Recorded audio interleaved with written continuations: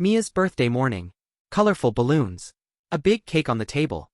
Expensive gifts everywhere. Grace stands near the door. She holds a small, carefully wrapped box in her shaking hands. Her dress is old. Her shoes are worn. But her eyes are soft.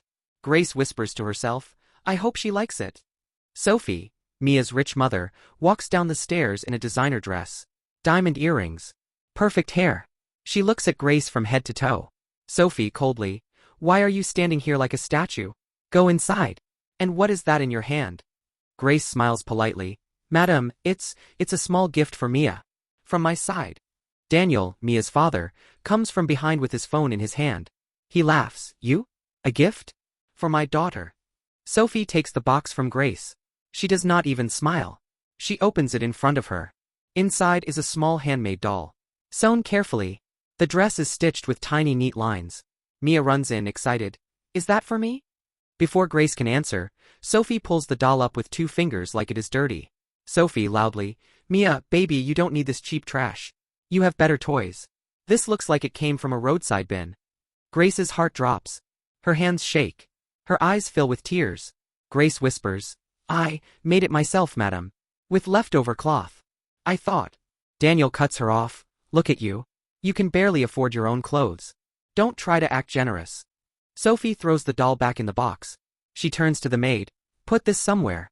Away from the guests. I don't want poor people's things on display today. Grace looks at Mia. The little girl looks confused and sad. Mia whispers, I like it. But Sophie glares at her. Say thank you and go get dressed. Guests are coming. Mia looks at Grace with sorry eyes. Thank you, Grace. Grace forces a smile, even as a tear rolls down her cheek. And the narrator asks the viewer, if someone insulted your gift like this in front of everyone, what would you do? The party is still a few hours away. Inside the big house, staff run around. Flowers, food, decoration. Grace stands in the kitchen, cutting vegetables. Her hands move fast. She has done this for years. But her mind is far away. She thinks, why do they always talk like this? Is my love cheaper because I am poor? She wipes her tears with the back of her arm and continues working. Mia runs into the kitchen quietly. Mia, soft voice, Grace. Grace quickly smiles. Yes, princess? Mia holds the doll close to her chest. The same doll. Mia. I took it back from the box. I like it. She has a pink dress. Like me. Grace's eyes shine with tears again. Grace, whispering. I am glad you like it. I stitched it at night. After work. I wanted you to have something from me. Mia, innocent. Why was Mama so rude? Grace gently pats her head. Sometimes grown-ups forget how words can hurt. It's okay.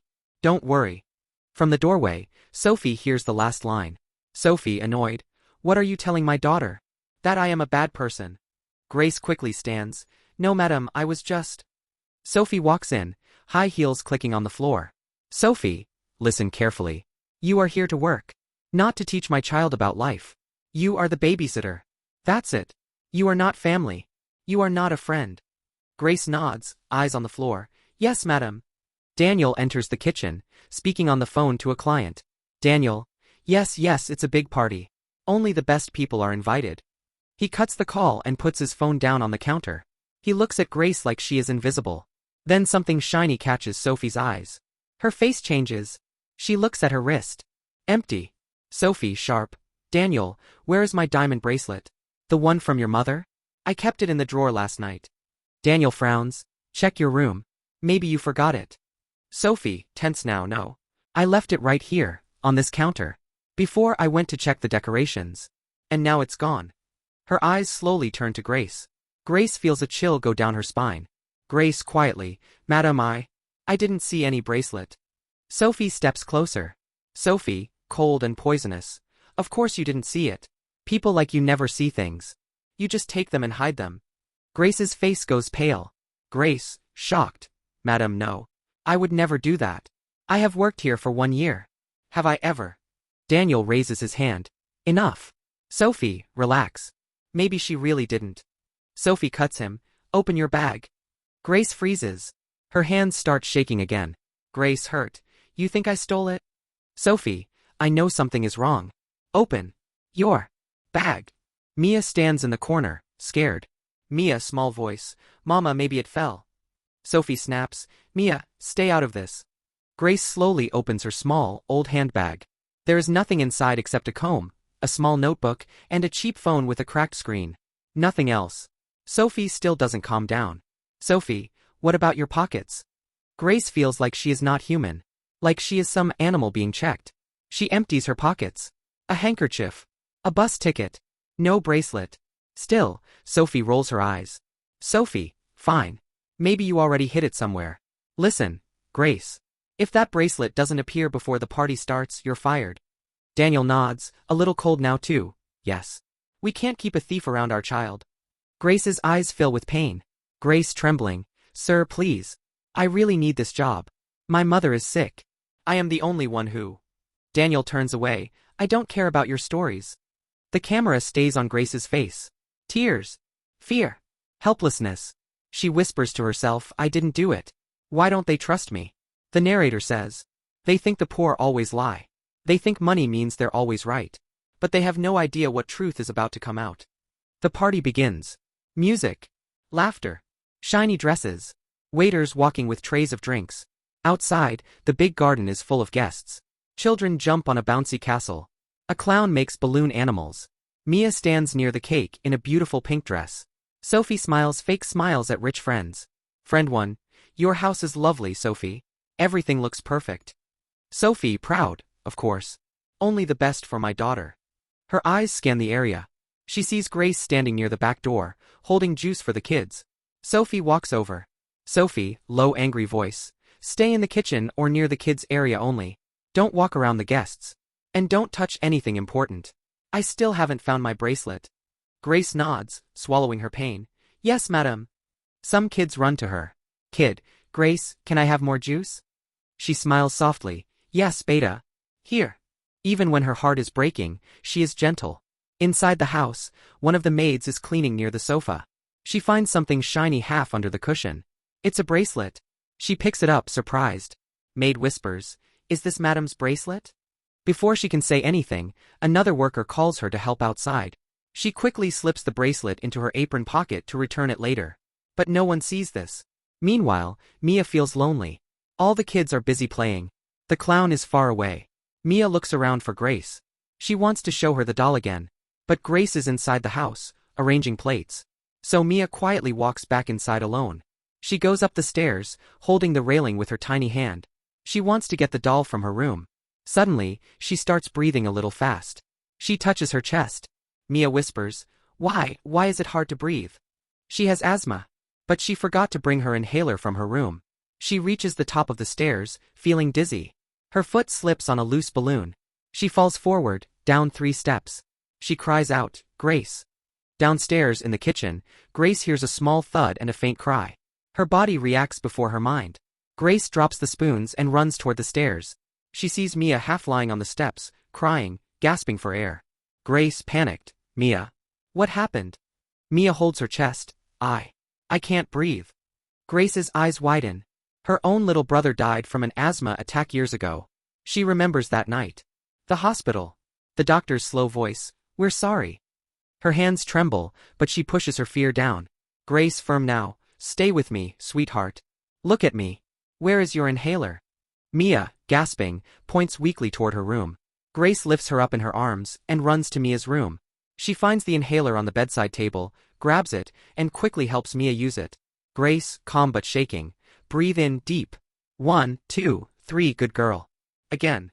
Mia's breathing slowly starts to calm. But she is still weak. Still scared. Grace checks her pulse like she has done it many times before. Grace whispering. You're okay. I won't let anything happen to you. Not like my brother. At that moment, Sophie's friend walks into the hallway, sees Grace holding Mia, inhaler in hand. Friend screams, Sophie. Daniel.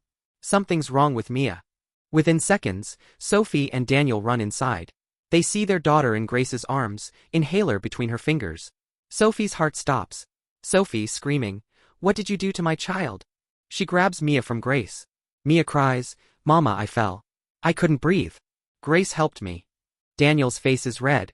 If anything happens to her, I'll call the police. I'll say you pushed her. Grace steps back like someone slapped her. Grace, horrified, Sir, no. I would never hurt her. She couldn't breathe. I helped her. Mia tries to speak, but she is still weak. Sophie panics. Call an ambulance. Now. Daniel yells at Grace. Get out of my sight. This is your fault. You bring bad luck everywhere. Grace stands there, frozen. Tears drop one by one. The ambulance comes. They rush Mia to the hospital. Sophie and Daniel go with her. Grace stands at the gate, watching the ambulance drive away, her heart breaking. The narrator speaks softly. They insulted her. Called her a thief. Called her bad luck. But they had no idea. The same poor babysitter just saved their daughter's life. At the hospital. Bright lights. Smell of medicine. People rushing. Mia lies on a bed in the emergency room. A doctor checks her breathing. Daniel and Sophie stand outside, nervous, scared, broken. Sophie's makeup is ruined from crying. Sophie whispers, if something happens to her. I can't live. Daniel's hands shake. He looks down, remembering his harsh words to Grace. Daniel quietly, maybe. I was too hard on the girl. Sophie snaps, this is not about that babysitter. Just then, the doctor comes out. Doctor, calm. She's stable now. She had a serious asthma attack. But someone gave her the inhaler on time. That quick action saved her from brain damage, or worse. Sophie's eyes widen. Daniel frowns. We weren't there. Who? Before the doctor can answer, a nurse comes running. Nurse. Doctor, the girl inside keeps asking for someone named Grace. Sophie looks up. Sophie, shocked. She wants the babysitter? Now. Daniel sighs. Where is she? Did she come? Back at the house, the maids watch the news about traffic. The maid who found the bracelet earlier suddenly remembers. Maid gasps, oh no. Madam's bracelet. She pulls it from her apron pocket. The other maid's jaw drops. Maid 2, it was with you the whole time? The first maid nods, panicking. I found it in the sofa. I forgot to give it back. Madam blamed Grace. They look at each other with guilt. Maid 1, we have to tell them. Now. They rush to call Sophie. Cut back to the hospital. Sophie's phone rings. She wipes her tears and answers, what is it? The maid stammers, Madam, we found your bracelet. It was in the sofa. I picked it up and forgot to return it. Grace didn't take it. She is not a thief. Silence. Sophie leans against the wall, feeling dizzy. Her voice cracks, so, all this time, she was innocent. Daniel hears everything. He closes his eyes, his chest heavy with shame. He remembers his words. People like you don't deserve to work here. I don't care about your stories. The doctor hears the last line and looks at them. Doctor, are you talking about Grace? The babysitter. Sophie nods weakly. Yes. Do you know her? The doctor nods slowly. Doctor, yes. I know her very well. Grace used to be a top nursing student at our college. One of the best. She left in the middle of her studies. Sophie and Daniel look shocked. Daniel confused. Why would she leave if she was so good? The doctor sighs. Her father died suddenly. Her mother fell very sick. She had to work full-time to pay for medicines and rent. She always said, I'll go back one day. For now I have to feed my family. Sophie's eyes fill with tears. Doctor continues. She comes here sometimes. As a volunteer. When we are short on staff. Tonight, your daughter is safe because Grace knew what to do in an asthma attack. She did everything right before the ambulance came. The words hit them like a storm. The poor babysitter is actually a half-trained nurse. A girl who sacrificed her own future to save her family. And now, she has saved their daughter. The doctor adds, and you said she was, what? A thief. Sophie feels like something breaks inside her. Her legs give up, and she slides down the wall crying. Sophie sobbing, what have I done? I humiliated her. I called her trash. Daniel sits on a chair, head in his hands. Daniel whispering, we treated an angel like dirt. The narrator asks, have you ever judged someone by their clothes or job without knowing their story? A few hours later. Grace stands outside the hospital gate. She came by bus. She is scared to go in. Afraid they will blame her again. But she needs to see Mia.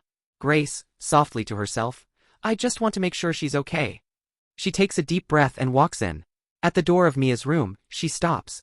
Inside, she sees Mia awake, sitting up, with a big oxygen mask now removed. Mia's face lights up, Grace. Without thinking, Mia runs to her and hugs her tight. Mia, crying, thank you. You saved me. Grace hugs her back, tears in her eyes. I'm just so happy you're okay, princess. Behind them, Sophie and Daniel stand quietly. They look smaller now. Not powerful. Just guilty. Sophie slowly walks toward Grace. Her hands are shaking now. She speaks in a broken voice. Sophie, Grace. Grace lets go of Mia and stands straight, nervous. Grace, madam, I'm sorry if I.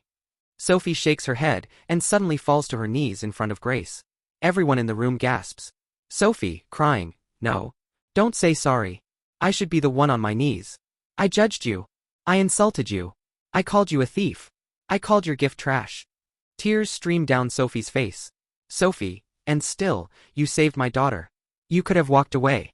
You could have let us suffer. But you didn't. Grace covers her mouth, shocked. Daniel steps forward, his voice heavy. Grace, I was cruel to you. I didn't listen. I only saw your clothes. Not your heart. Not your sacrifices. I am ashamed. He pulls out an envelope. Daniel, here is your salary for the next 6 months, and more. It's nothing compared to what we owe you. And, if you agree, we want you to stay.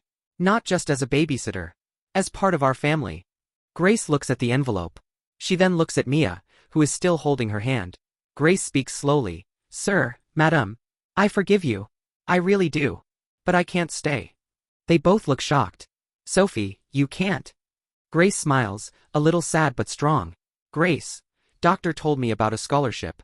He said the hospital will help me finish my nursing studies. He said he saw how I handled Mia. This is my chance to go back to my dream. Sophie's tears turn into a weak smile. Sophie, you deserve it. You deserve the best. We will support you too. We will pay for anything you need. Hostel, books, anything. Daniel nods. Please let us do at least this much. It's the least we can do. Grace's eyes shine. For the first time in a long while, she feels seen. Respected. Mia hugs her again. Mia, will you still visit me? Grace smiles. Of course. I will be your nurse auntie now. Everyone laughs softly through their tears. Later, back at the house, Sophie finds the handmade doll carefully kept on Mia's pillow. She picks it up and presses it to her heart. Sophie whispers, I called this trash, but it was made by the purest hands I have ever known. She kisses the doll like an apology. From that day, Sophie and Daniel change. They talk kindly to their staff. They raise salaries. They ask about their families. They start a small fund to help workers' children study. And every year on Mia's birthday, they invite Grace. Now in a nurse's uniform. Strong. Confident. Happy. No longer the poor babysitter. Now a respected nurse, saving lives. Ending message. Never judge a person by their clothes, job, or money. Sometimes, the person you insult in your pride is the same person who will save your life when you need help most.